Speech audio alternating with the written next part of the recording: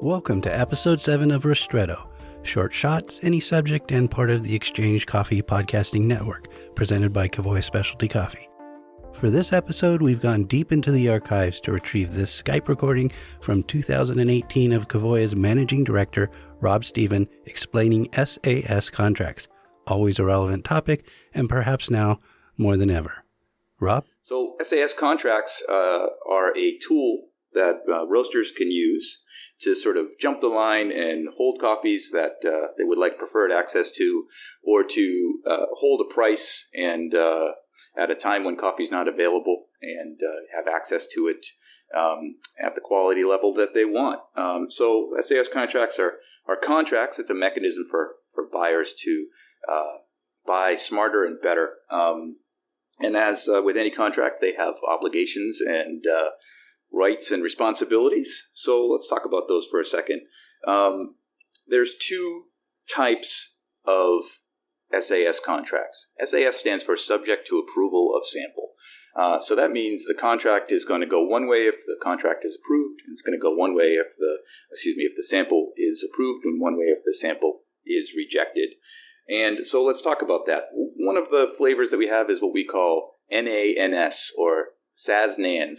NANS stands for No Approval, No Sale. So this is a contract that you would do to hold coffee while you're waiting for a sample. The most typical application of this would be you see a coffee on the website that you would very much like to have, at least based on the description. There's only a few bags left. You have a strong idea that you want them, but you want to taste it first.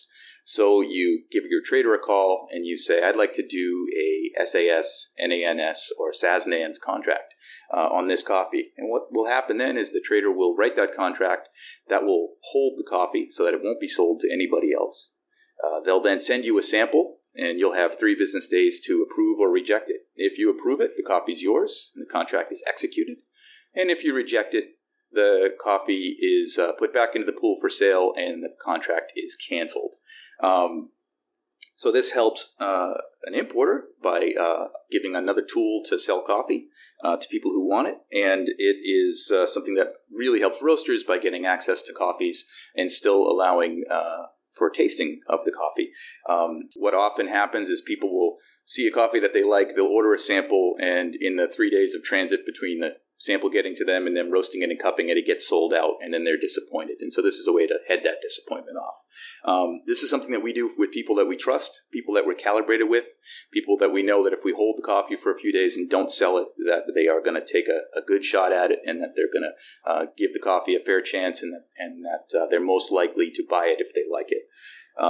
So we do those a lot, and if you're not doing that, that's definitely something that you should talk to your trader about, especially if you've experienced the disappointment of having a sample sent to you, cupping it, loving it, and then finding out that it's gone.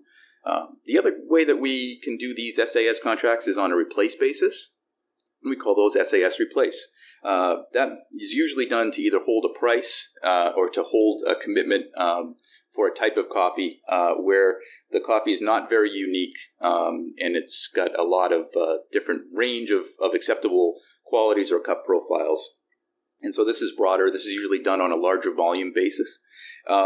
So, for example, we might say we're going to sell a Kenya AA.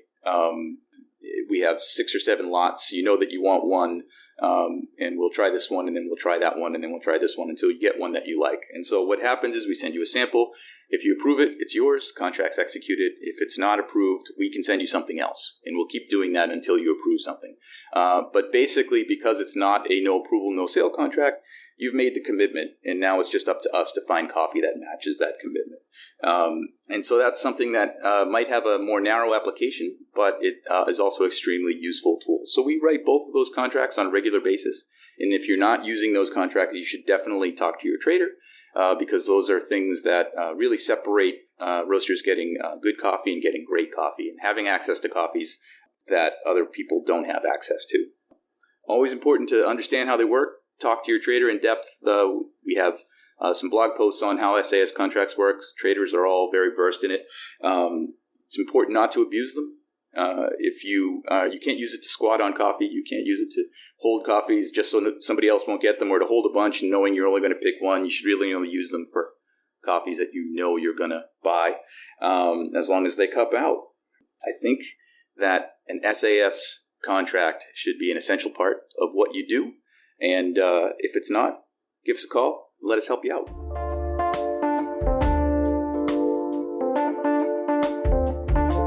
You've been listening to an episode of Ristretto, short shots, any subject, and part of the Exchange Coffee Podcasting Network, presented by Kavoya Specialty Coffee and produced by me, Mike Ferguson.